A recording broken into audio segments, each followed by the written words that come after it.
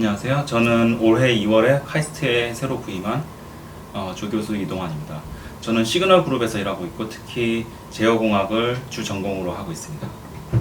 제어공학은 말 그대로 무엇인가를 어떻게 하면 잘 제어할 수 있는가를 다루는 분야입니다. 여기서 무엇에 해당하는 것은 매우 광범위할 수가 있는데요. 예를 들자면 로봇이 정해진 경로를 따라가는 것을 생각해 볼 수가 있습니다.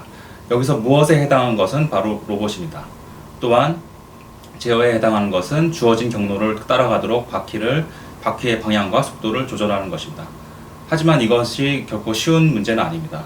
예를 들어서 로봇이 빠른 속도로 급격한 커브를 그리면서 돈다고 생각을 해봅시다.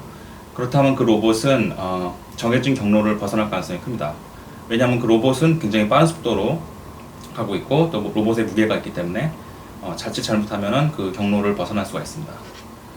그래서 그렇다면 어떻게 제어를 잘하면 좋을까요? 아까 그 예를 들자면은 로봇의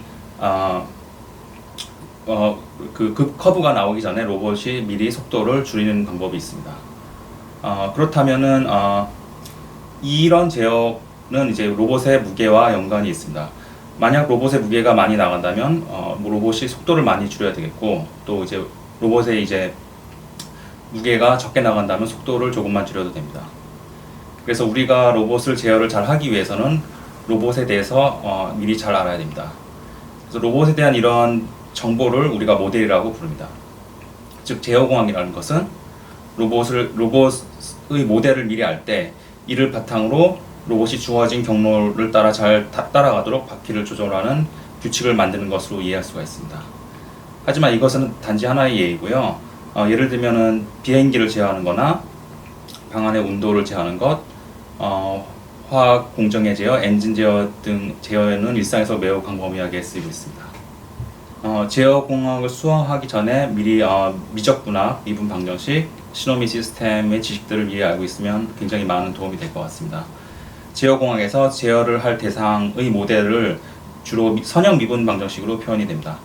그래서 선형 미분 방정식의 해가 어떻게 구해지는지를 미리 하고 있다면은 제어공학을 이해하는 데 많은 도움이 될 것 같습니다. 또한 미분 방정식의 해를 구하는 방법 중에는 이제 두 가지 방법이 있는데 라플라스 변환을 이용해서 구하는 방법이 있고 다른 한 가지는 선형 대수적인 접근법이 있습니다. 따라서 라플라스 변환은 제어공학에서 굉장히 중요한 구성을 담당하고 있습니다. 라플라스 변환의 수학적인 정의뿐만 아니라 라플라스 변환이 어떠한 의미를 가지고 있는지 직관적이고 정확한 이해를 하고 있다면 제어공학을 배우는 데 매우 큰 도움이 될 것 같습니다. 또 이러한 지식은 신호 및 시스템 과목에서 많이 배울 수가 있습니다. 학부에서 배우는 제어공학에서 라플라스 변환이 주로 쓰입니다. 또한 시스템의 모델은 선형 미분 방정식으로 표현이 됩니다. 따라서 이러한 선형 미분 방정식의 해와 라플라스 변환의 사이에 어떠한 연관이 있는지를 명확하게 이해하고 있는 것이 매우 중요합니다. 이러한 관계를 기반으로 해서 우리는 제어공학에서 루트 로커스, 나이퀴스트 플롯, 보데 플롯과 같은 다양한 기법들을 배우게 됩니다. 그리고 이러한 기법들은 라플라스 변환에 기반한 주파수 영역에서의 시스템을 해석하는 기법입니다. 따라서 앞서 말한 라플라스 변환의 이해를 통해 이러한 기법들을 굉장히 정확하게 이해할 수가 있습니다. 또한 수학적인 기법뿐만 아니라 다양한 문제를 풀어봄으로써 개념들을 이해하고 실제 공학적인 문제들에 어떻게 적용될 수가 있는지 이런 것을 항상 생각하면서 공부를 한다면 매우 도움이 될 것 같습니다.